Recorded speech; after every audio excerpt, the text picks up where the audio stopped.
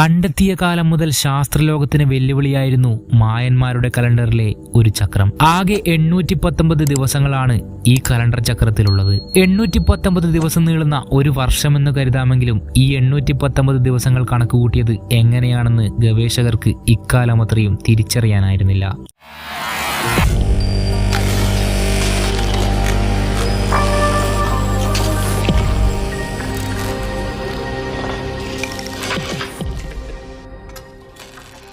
ഇപ്പോഴിതാ ആ രഹസ്യവും പരസ്യമായിരിക്കുന്നു. തുലാനെ സർവകലാശാലയിലെ നരവംശ ശാസ്ത്രജ്ഞനായ ജോൺ ലിൻഡനും വിക്ടോറിയ ബ്രിക്കറുമാണ് മായൻ കലണ്ടറിലെ ഈ രഹസ്യം കണ്ടെത്താനായി മുന്നിട്ടിറങ്ങിയത്.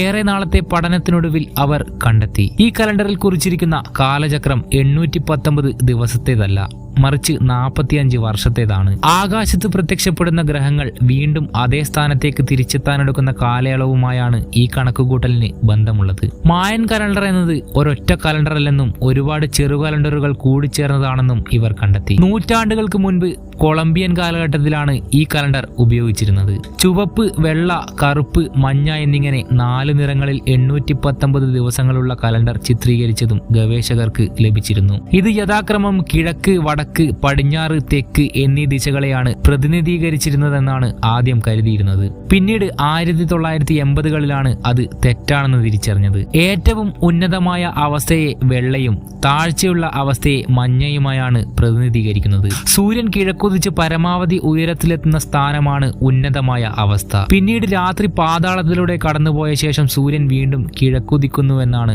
അവർ വിശ്വസിച്ചിരുന്നത്. നഗ്നനേത്രങ്ങൾ കൊണ്ട് നിരീക്ഷിക്കാൻ സാധിക്കുന്ന ഗ്രഹങ്ങളെ അടിസ്ഥാനപ്പെടുത്തിയുള്ളതാണ് ഈ കലണ്ടർ എന്നത് നിരവധി സൂചനകൾ കണ്ടെത്തിയിട്ടുണ്ട്. ബുധൻ, ശുക്രൻ, ചൊവ്വ, വ്യാഴം, ശനി എന്നിങ്ങനെ കണ്ണുകൊണ്ട് കാണാനാവുന്ന ഗ്രഹങ്ങളെക്കുറിച്ച് പരമാവധി കൃത്യമായ വിവരങ്ങൾ ശേഖരിക്കാൻ മായന്മാർക്ക് സാധിച്ചിരുന്നു. ബുധന്റെ ഒരു വർഷം 117 ദിവസമാണ്. ഈ ഭ്രമണകാലത്തിന്റെ 7 ഇരട്ടിയാണ് 819 ദിവസം. ശുക്രന്റെ ഭ്രമണകാലം 585 ദിവസമാണ്. ഈ ഭ്രമണകാലത്തിന്റെ 7 ഇരട്ടി 819ന്റെ 5 മടങ്ങിന് തുല്യമാണ്. ഇനി ചൊവ്വയെ എടുത്താൽ 780 ദിവസങ്ങൾക്ക് ശേഷമാണ് ആകാശത്ത് ഒരേ സ്ഥലത്തേക്ക് ചൊവ്വ എത്തുക. 819ന്റെ 20 ഇരട്ടിയും 780ന്റെ 21 ഇരട്ടിയും തുല്യമാണ്. വ്യാഴവും ശനിയും ഈ കലണ്ടറിൽ നിന്ന് ഒഴിവാക്കിയിട്ടില്ല. 399 ദിവസങ്ങൾ എടുക്കും വ്യാഴം ഭ്രമണം പൂർത്തിയാക്കി പൂർവ്വസ്ഥാനത്തെത്താൻ. 399ന്റെ 39 ഇരട്ടിയും 819ന്റെ 19 ഇരട്ടിയും ഒരേ സംഖ്യ.